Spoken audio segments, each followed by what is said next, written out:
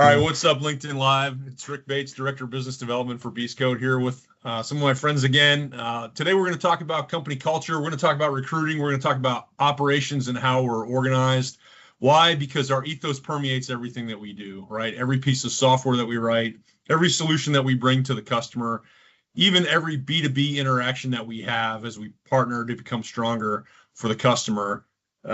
It's all governed by our ethos, right? And so the three gentlemen here with me today have integral parts in everything that we do, from selection to training to organization to actual boots on the ground, doing the hard job every day. So without further ado, let me introduce them. Ryan Sherwood first. Hey, everybody. Yeah, welcome. My name is Ryan Sherwood, Director of General Management. Pleased to be here. Heck yeah. Billy? Hi, I'm Billy. I recruit beasts at Beast Code. Coolest job ever. They sometimes call Hashtag me Beast Hunter. And then They Ben? sometimes call me Beast Hunter. Beast Hunter, that's right. Hey guys, my name is Ben. I'm a product owner with Beast Code. Glad to be here. Thank you. Awesome. Hey, thanks for taking the time to be with me here today, guys. For those of you who don't know, we picked these guys with a certain purpose, right? We want you to know how we find our people, what we look for, and we want you to know how we organize them to best fit. And then we want you to know, really from the toughest job in the company is probably product owner, and also the most impactful. So we brought arguably one of our best product owners to sit with us and tell you exactly what he does and why it matters to you, the customer, or why it matters to you, the person who wants to be a beast, or why it matters to you, the business that is looking for that plucky little startup to be a partner. So we'll start with Billy. Hey, so Billy, you're the first point of contact for all of our new beasts. How do you identify candidates who align with not just our culture, but align with a mission where they're not just looking for a paycheck, they want to make a worldwide impact? Love that question, Rick. So one of our mantras at Beast Code, one of many, is people, product, profit. And the first part of that is people. When we get the people right, they're going to build an awesome product. When we build an awesome product, we can worry about profits later. But really going back to getting the people right and kind of focusing on, can we find people that are aligned to our mission? Can we find people that are aligned to purpose? I'm really looking just for purpose and drive. That is really like the most critical thing from my point of view. When you find people that are really passionate about their craft, whether they're a software engineer, they're an IT professional, they're in our business development department. When you find somebody who is motivated by their actual craft and want to get you, I think that's going to show and kind of like speak volumes with who we recruit and find driving our culture and championing us forward. So I'm really just looking for people that, in simple, just are very, very like motivated by their purpose and just defined by their craft. Yeah, that resonates with me, Billy, because when I was a young sailor in 95, I joined the Navy in 95, rose up through the ranks. But my mentors, my first line supervisor style mentors, the E5s and E6s that I really respected in the division, the guys that I was able to see myself becoming in just a few years, hopefully, they would tell me they were a lot of guys, in 95, obviously things were a lot different. But we had a lot of guys who would say, this is your trade. Being a missile technician is your trade. You must master your trade, which resonated with me because, my grandfather was a tradesman. Many of the people that I knew in Pennsylvania were tradesmen. And so that resonated with me, like, hey, do you want to be just another plumber in the phone book, or do you want to be the guy who gets called every single time? So it's interesting that you also recognize that, software engineering, business development, general management, whatever it is a trade to be mastered. And that's something to be proud of. And I don't think we really talk much about that as a culture anymore, because we talk about like, what's your degree in, or, this or that. But we don't often talk about the passion that drives someone to master a craft. So I appreciate that. So Ryan, we're going to shift to you for a second. Not done with you yet, Billy. You're not off the hook. But Ryan, what do you do with these people that he brings you then? Like, how is Beast Code organized and why? Yeah, so that's what's really cool about our company is we do not fit the mold of a traditional top-down org chart. You know, you can go to business school and learn about different company structures, and you can be exposed to what is a matrix organization and learn about it on paper, but it's a totally different thing seeing it in action. And that's what we are here is we are a matrix structure. And let me put this in perspective for you, because we have general managers who, you know, Billy already talked about people, product, profit. Our general managers are focusing on people and growth. And then on the other side, we have the project management offices who are focusing on projects and delivery. And so by actually delineating those two allows us to put balance and focus into each one of those structures, like dependently, and really put a lot of effort in there, and without like heavy hierarchy, you know. So it feels more like we are a team of teams as opposed to just a corporation and like the corporate ladder that you hear about. Yep.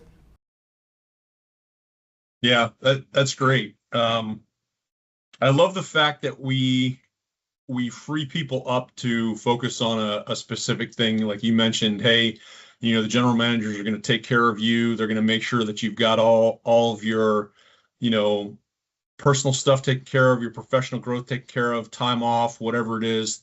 They're going to, you know, you go to them, they're going to take care of it. Hey, your PO is going to be the one who's your project leader, leads you on the ground, you know, harnesses your energy and excellence to make this awesome thing for our happy, delighted customers. You know, much like 35, Billy, correct me if I'm wrong, about 35% of the company, Ryan and I are veterans, as is Billy. And that resonates because of the whole OpCon, AdCon structure where, hey, you know, the Commandant of Marine Corps' job is to find, train, and equip Marines. And then CENTCOM's job is to put them in the fight and make best use of their skills. So it makes sense to me. Ben, how does that affect you? How does that affect you positively or negatively, even as you, like I said, arguably the guy with the toughest job at Beast Code, a guy who's got to make world-class stuff, right? And do that with the team he's given.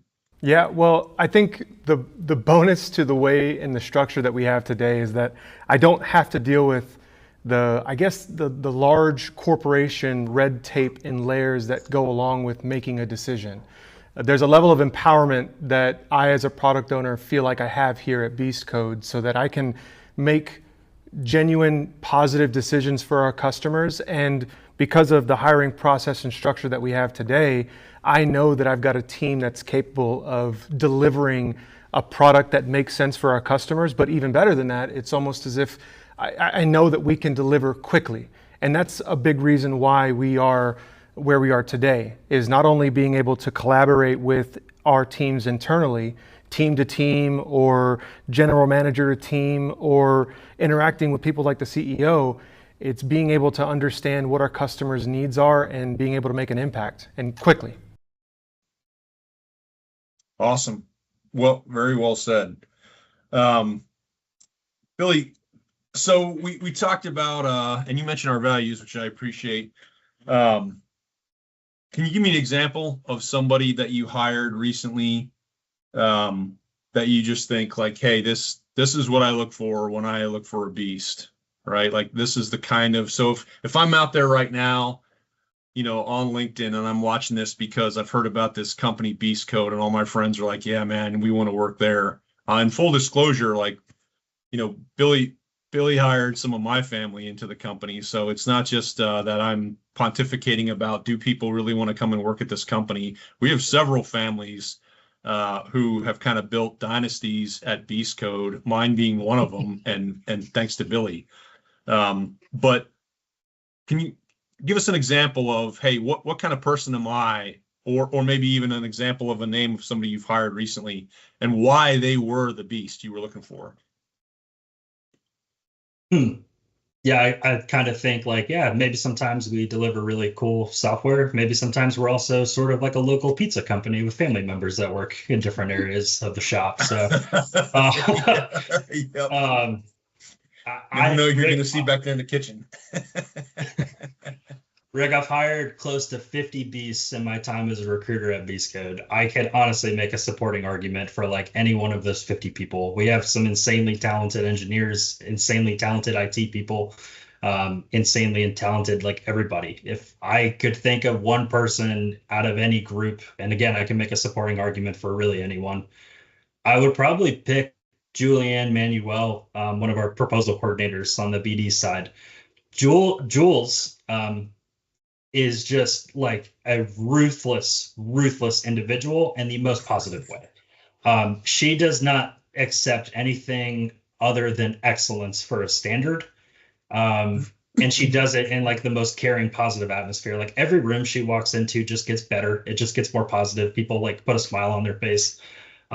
She literally like wrote a cover letter on a Krispy Kreme hat and attached it like donuts and said, "Hi, my name's Jules. I applied for a job. Just want to introduce myself." And like what you see is what you get with her.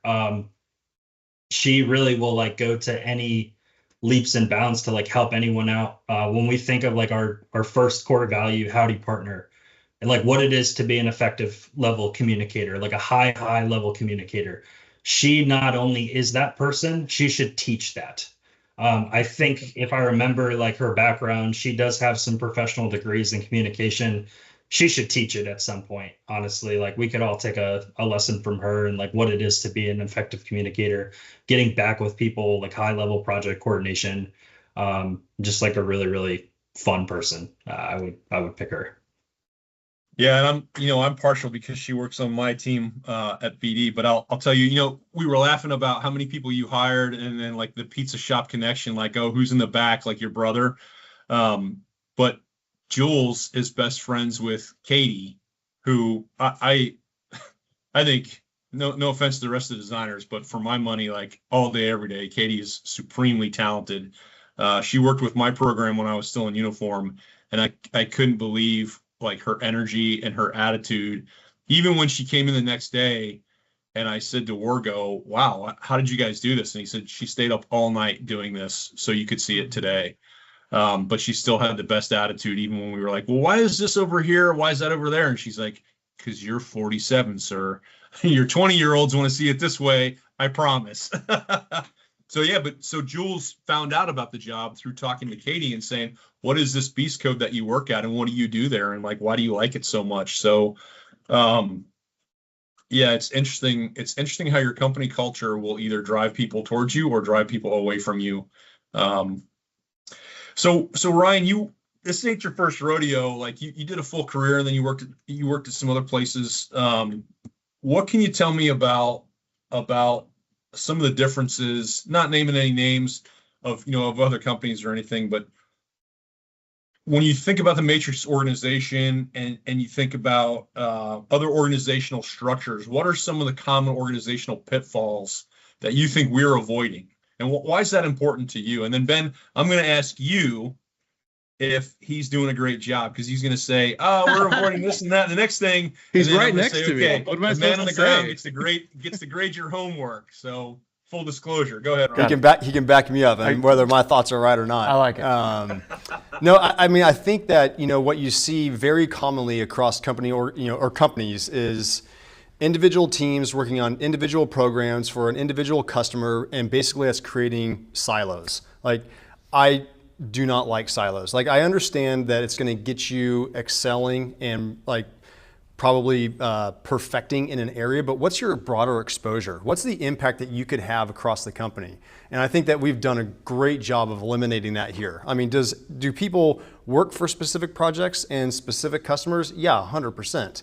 But we also make sure that you have the exposure across the company. And then if you express, "Hey, I've done this for 3 years. I'd really like to look at getting in somewhere else," 100%. Like, let's see what that looks like and get you over there. Because you can take that experience, all the good lessons learned, and then go improve another part of Beast Code. And so holistically, we're growing together. So like that's eliminating bottlenecks, creating growth, and we invest in and foster that like all the time.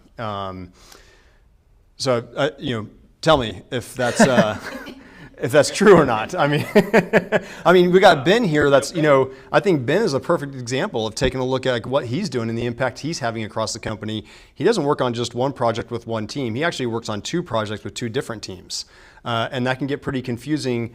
And that was something we were looking at, like, hey, what's the workload? What's the cognitive load going to be on Ben? And we seriously consider that. But Ben's a stellar individual. We have stellar POs. We have stellar people here at Beast Code, and he's taken with stride. And tell me if I'm wrong on this, but you found synergy on both sides. Yeah. Now they're actually working together as one.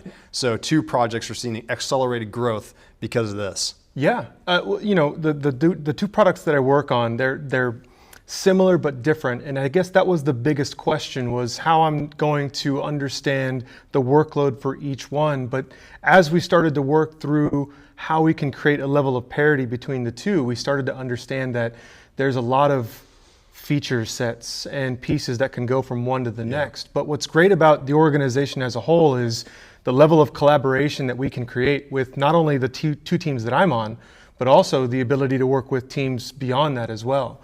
I have no issue reaching out to a different team and asking questions. I have no problem reaching out to Ryan and asking him if he thinks that this is the right thing to do, or a general manager, or even up to the CEO level.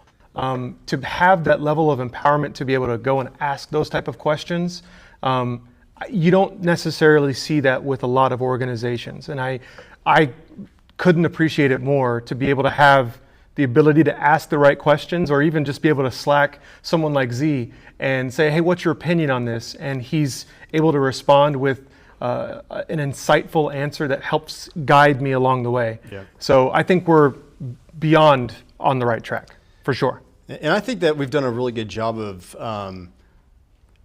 just imparting ownership at every single level. Like, there is not one person that can't make a decision for the projects or the product or the area that they're working in, which is, empowering those people to take ownership in those decisions, giving them the authority to do that is what makes us quick, what makes us invested, and we can grow, infinitely from that. But it's also the same stance where I see a problem and I don't need to go up through a bureaucratic chain to report this problem. If I see an issue, I'm going to reach out to the individual that probably owns that issue. And if they don't, they're going to get me in the right place so that we can have that talk and we can fix it. I think that's extremely imperative to productivity and getting the right things out there. And I think customers see that. I think that's probably one of the most beneficial pieces, is when I'm able to talk to a customer and they see how quickly we can make a change based on feedback, and we don't have to worry about that red tape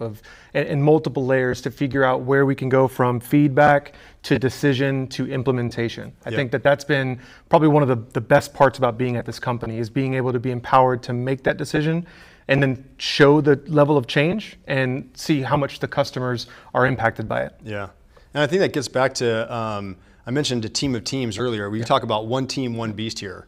So like, our successes are everybody's successes, and our failures are everybody's failures. Right. So if Ben, if he has a failure on something that he's working in, number one, we all take part in that. I feel down, and I ask myself, what did I fail on to not get Ben the right information? Right? We all take part in that failure, and we're going to all learn together and move forward. And successes, we have many throughout the company. Those are shared successes because everybody has just a little part in that success. 100%. Yep, for sure. Yeah, guys, thanks for that. Great. You make my job as a moderator very, very easy, which I appreciate. So I got a question for Billy. But first I want to say something. One of these questions, Kerrigan, our marketing coordinator, who I love and I can't exist without, she gave us all a bunch of like, hey guys, consider these questions, right? For Billy, for Ryan, for Ben. And then she set everything up with, she set it up with, you didn't check your email today, did you?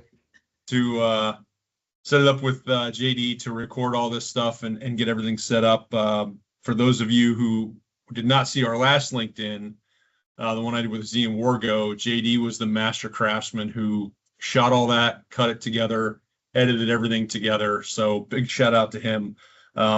for some crazy reason, job security, maybe, I don't know. No one else in the company knows how to do it like he does. So we're definitely matrixed right down to the one guy. That's right. On that skill set.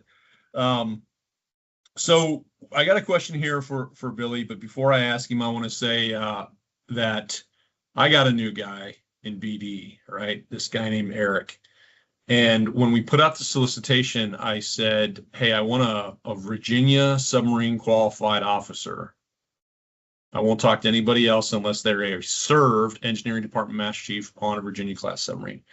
So Billy goes, okay, you got it. No problem, man. I'm going to find you. I'm going to go out there and I'm going to hunt. And this is a tough ask, right? These people just don't grow on trees. And he came back with this Green Beret major, an MBA, and a great resume. Once again, friend of a friend that works at the company. And I said, Billy, I don't know when. Maybe he got sick. I don't know. He's crazy. I'm not talking to this guy. All right. So Billy interviews him anyway with another director, my friend Quincy, who I don't know if it was on purpose or not, but I respect Quincy. He was a Navy chief just like me, really trust him. And they say, listen, you got to talk to this guy. Just do it for me. Just talk to this guy. So we set up the interview, and I get in there, and I just straight off the bat, I tell the guy, like, listen, I'm going to let you know. I'm going to talk to you because Billy insists, right? And I respect him. He's good at what he does. But I got to tell you, like, you are obviously not a Virginia qualified submarine officer, and you are not a served engineering department master chief. Like, what the hell makes you think that I should pick you for this team? And over the course of an hour, he impressed me to no end. And I'm not easy to impress. He impressed me to no end with his depth of character, his integrity, his honesty, his self-awareness. And I could go on and on about all these traits that Billy saw in this guy and then stood on and said, you're wrong. You don't know what you want. This is a guy you've got to. And I hired him. It was done. Eric's part of the team now. And every single day I get compliments from other beasts about Eric, how great he is, how awesome he is to work with, his attitude. And I'll tell you, it's one of the things that Billy understands, I think, better than the rest of us who kind of look at a skill set. He understands you can teach a skill set. You cannot teach character, integrity, honesty. Those things are grown over the course of a person's lifetime. And he spots that in each beast that he hires, which I really appreciate, because if we'd have done what I wanted, I would have lost out on one of the best team members. I've 11 great team members. I love them all to death. But this was a real coup to bring this guy on board. And I would have missed out had we done it my way. So, Billy, I want to thank you for that. If someone is out there watching, and we might have covered a little bit of this, what are you going to tell them about why they should join our team and why our team is different from any of the other teams that, these highly qualified people can go and join? Why do they come here, Billy? We have really good reviews on Glassdoor, Rick. No, That's the way. because it's really just like an atmosphere where you can be yourself.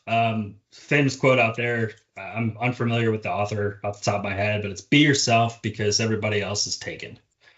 There's like so many different companies that you go to. It's like you really can't feel like you're yourself, right? You might be like in a toxic corporate environment.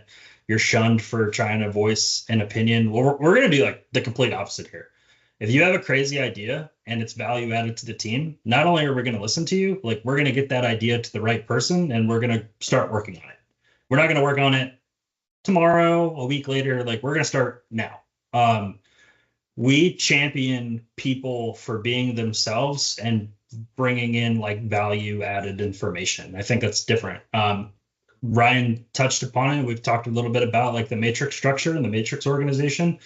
We're basically built for the same purpose on what we deliver to our customers. Like we're structured for a purpose that we're going to serve our customers adapting to different solutions. So we hire people that are adaptive and that just are relentless, want to drive change. It's not going to be a place where like, hey, we're just going to kind of like silo you off in one area and we just want you to do this. Well, when we might do that in the beginning so you get comfortable and you get familiar and you can start to grow. But after a certain point, like we want you to flourish. Just be yourself. Yeah, and I'll tack onto that because I don't know if Billy's going to toot his own horn, but I'm going to for you. Like watching this guy work and what he does is insane. I remember my own struggles. Like I did 20 years in the military. I'm coming up on the end of my retirement. And I know I want to get into the civilian workforce. And all I have for a reference are maybe civilians and government civilians around me saying, all right, Ryan, this is what you probably would be in the civilian world. Here's a resume that you would write. And so I'm sending out applications left and right and hearing nothing. And I'm like, I've got my MBA, I've got a lot of experience, I've been through MIT for certification. Like, I don't understand what's sticking here. Like, on paper, I think I meet all these qualifications. So something was going awry. Maybe it was my format. Maybe I wasn't getting into the right keywords at certain points. But now, being separated from the military for about 4 years, I watch my friends that are getting out of the military experiencing the exact same thing. Mm-hmm. And what's cool is Billy sees through that. Billy is not a computer. Billy is not a robot. He is a person looking at these resumes and seeing like who is the person that meets the job qualifications but also meets our company culture. And to be able to do that is a phenomenon in and of itself. Yep. Thank you. Yeah, I agree with that. And Ryan, I was going to ask you, like, the things that Billy said about, hey, this is why you come here. How does that make it easy or hard for you and your general managers and your day to day? And then, of course, we're going to filter that down to the last word on, hey, Ben, we send you these crazy, it's like a zoo, right? I mean, we really do. You're like, okay, the animal of today is a zebra, right? And Ben's like, great, I got a zebra. I trust that you guys like felt like I needed a zebra, but how does that work? Because it all sounds really awesome, but to a lot of people out there, like Ryan and certainly me. I mean, 30 years I was in the Navy. It sounds a little like cool. Where's the structure? Where's the the rigor? Where's all these other things I was taught to value? As a nuclear trained operator or whatever else. Why is this way better? And obviously, I believe it is, but devil's advocate, Ryan, why is this way better? And why these zebras and giraffes and gazelles and all these different animals that Billy hires, how do you bring them in and make them part of the zoo? Yeah, well, I mean, Rick, I think that you touched on something earlier and you said that I can't teach, and I'll put it in my words, I can't teach honesty. I can't teach hard work. I can't teach humility. I can give you the right tools to be a successful product owner. I can give you the right tools to write Python. I can give you access to the programs to let you excel as a designer, but I can't teach you those intrinsic values that we all hold dearly, and that cultural aspect is what's key. And so, I think just tying that back into what Billy's looking at is, how do we look at that individual holistically? It's not just words on paper and, checking boxes. It's, do we see working with you every single day? Do we see you at this company in 5 years, 10 years, 15 years from now? So I think that really bodes well into what we've built here in this company. Sure. So strategically, Ryan, let me hit you with this one. How does that make us a stronger company on a strategic level? Because then I'm going to hit Ben about, hey, tactically, because he's the man on the ground, but strategically, Ryan, how does that make us better than, somebody who doesn't do that, who says, no, man, you don't have any. I mean, look at me. I don't have an MBA. I certainly don't have a DBA like some of the guys that were in the running for this job. Z was like, no, you're my guy. You're getting hired, right? And they interviewed me like I wasn't even part of the company, which I was. I had a job at the company. But here I sit, in this job by many, many people's marks, totally unqualified, and yet it's going pretty well. Like, how do we Beast Code do that at your level? Because you're really the puppet master of all the staff, at this point.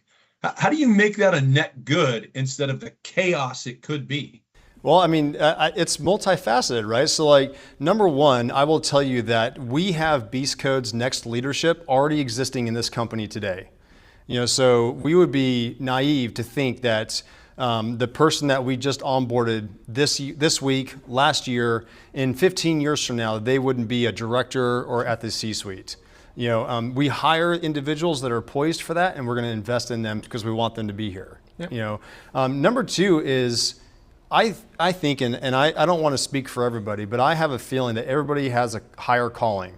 I'm not here to check a box. I'm not here to just collect a paycheck. I'm here to bring next level warfighting awesomeness. If I can reduce the amount in button clicks, if I can reduce the time to effectiveness for the customer, meaning that they can now focus on the actual things that make their life better and be more effective as a soldier, sailor, or airman, or Marine, that's what we want to do. And at the end of the day, that's why we're here. I want to make sure that our Department of Defense is get next level. Like, we are not peers. We are the number one in the nation, and we have all the tools at our disposal to do so. And being just a small part of that is, I think, why we're here. For sure. Awesome. Thanks, Ryan. So Ben, like, break it down, man. You have to, like I said, I jokingly compared all of us. I'm an ape man. Everybody knows that's my Slack avatar is an ape man. Mm-hmm. So the circus animals that Billy goes out and finds and Ryan organizes and poises on these teams for you as a leader of two different highly technical teams, arguably doing the most important work we have here at the company. How's that working for you? It's a lot, but it's a good problem to have, that's for sure. I think anytime I get a new member to my team, there's a level of trust with our hiring team that we already know that there is a technical fit, which is always great. I know that when I get someone that beyond onboarding, they're going to be able to provide impact quickly. But I've talked to Billy about this a couple of times, and I don't know if he's brought it up today or we brought it up, but there's a simple term called culture fit. At the end of the day, there's a big piece to that when it comes to culture fit, that if you feel like this person belongs with this company, then there's going to be someone that gels with the rest of the team. It's going to feel right. And beyond the benefits that we have of things like professional development or being able to work, within multiple teams, it's always nice to know that we've got the technical proficiency, but we've also got the culture fit that we're looking for as well. Would you say, yeah, I appreciate that. We spend a lot of time on culture, which is very squishy.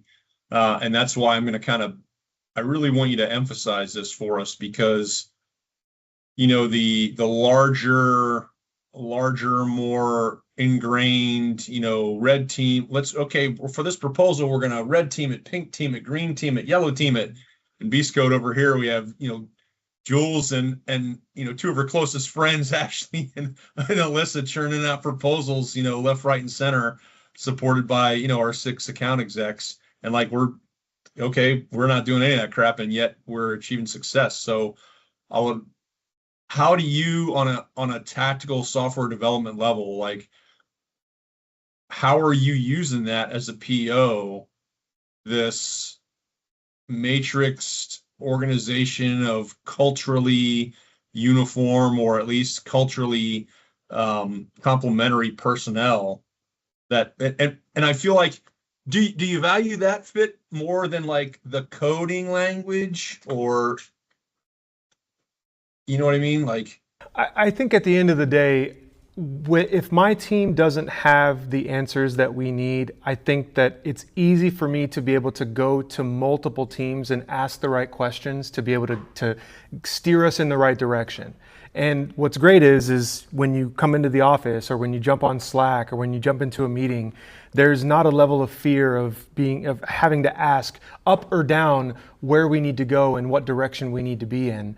And beyond that, I think what's really nice about this organization is customers don't think of us as contractors. They think of us as partners. And when we have that level of trust it makes it really easy for us to be able to ask those questions, set up a meeting, set up a quick phone call, and be able to ask those questions and iterate quickly. And I think that's probably the biggest advantage to where we are today, is being able to have that level of trust with the customers that we have, and also the level of trust with the various teams that we have and the product owners that we have. If I, as a product owner, feel like there's something that I'm struggling with, I have several other product owners in our organization that I feel like I can ask a question and they'll break it down for me, make it easy for me to understand, and I can then bring that back to my team. I haven't been a part of an organization that's like this, that I feel like we're all in this together as a group, and we don't have this, you said it earlier, hierarchy of people that are looking down on you and expecting something. I think that we all share the success and share the failure and want everyone to succeed. And again, I think customers can see that when they have these conversations and when they see the results of the work that we're doing, or in how much they see that. Well said, Ben. Yeah, Ben, you knocked that one out of the park, man. I appreciate that. And what makes it different is it's easy for me, like it's easy for a guy like me or a guy like Ryan, who's we're trying, but to hear it come from a guy who's in the trenches doing hard work every day, that really resonates, man. And the fact that you say, hey, I'm working with our customers every day and I'm telling you that they are seeing these things, it means that we're on the right track. You said two other things. Ryan had said one team, one beast before.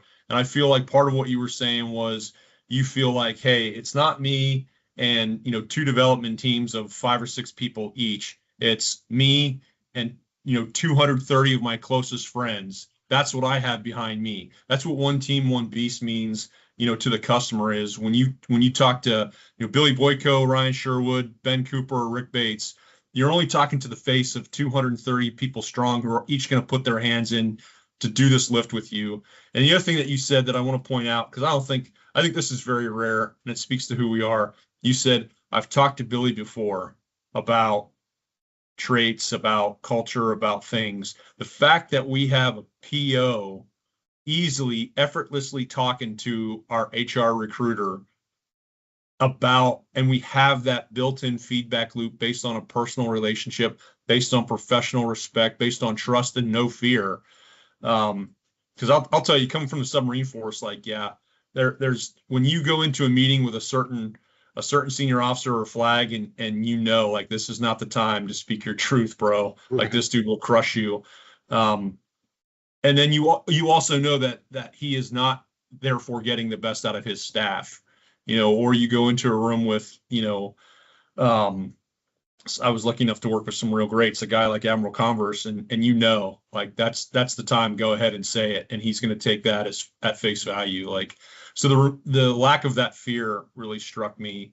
But like I said, what really jumped at me is when you said, I talked to Billy about these things, and these, my feelings, my thoughts, my collaborative iterations about who he's hiring and why. And he not only hears you, but then says, like, yeah, that's a sign that I'm on the right track. I just don't see that as happening, being noteworthy, or even, being as impactful in other companies as it is here for us. No, I mean, I think what's great about here versus where I've been in the past is, and I still feel that way in some of these, but like when I go into a review and I'm presenting our progress to our stakeholders, whether it's customers or whether it's internally, there's always a certain level of nerves that come along with that. It was before I got with this organization and it's here today, but I think what's different about where we are today is, if I feel like that we're not where we need to be, everyone is willing to help me to steer myself back in the right direction, to steer my team in the right direction. Whether it's Billy giving me information about what we're looking for, or Ryan asking me about personnel decisions, or even Z, asking me questions about feature sets. I think everyone presents something uniquely that helps us to get where we need to be. And I don't have, and I really haven't had that level of, I guess, collaboration with other organizations. So it's just nice to have that across anyone that I talk to. I like that we can also do that with memes, Ben. Yes, that's correct. 100%. One of the first things I noticed at Beast Code is like some of the highest level important talks we have amongst each other just happen through memes and GIFs, and we somehow understand what each other's saying, and then we go off of it from there. That's right. 100%. Yeah, for sure. So really, for all those of you out there wondering, why should I hire this company? Well, number one, we're meme masters. And for all those of you wondering, why should I work there? It's because we're going to up your meme game like no other. So, but in all seriousness, guys, we're going to wrap it up here. I think we're at our box, but I do appreciate the three of you sitting down, talking these things through with me. I honestly believe that our company culture, the things that you guys do, the way that you've seen it here. If you're watching on LinkedIn right now and you're asking yourself, what are the discriminators from a business perspective? What are the discriminators of this company? What do they bring? I'm going to tell you, it's that je ne sais quoi. It's that intangible thing that we call culture. But you've just seen it happen here. Four beasts effortlessly interacting, right? Even me, kind of playing the outsider sometimes, being the devil's advocate. But you see Billy, Ryan, and Ben, everything that they say is with one voice, and it's for one purpose: to bring world-class service to a bunch of happy, delighted customers who, in many respects, are the men and women on the front line. So we feel very passionate, as you heard Ryan. We feel very passionate about that job. We're lucky to be able to put our hands to that good work. And if you're wondering, like I said, what makes you guys different? I think these three guys have just said it all and illustrated. This is why we started 11 years ago with 7 guys, a folding table, a good idea in a garage, and now we're 230 beasts strong, working on some of the most important programs in the DoD. So thanks, guys. Thanks for your time. Thank you, sir. Thank you. Take care.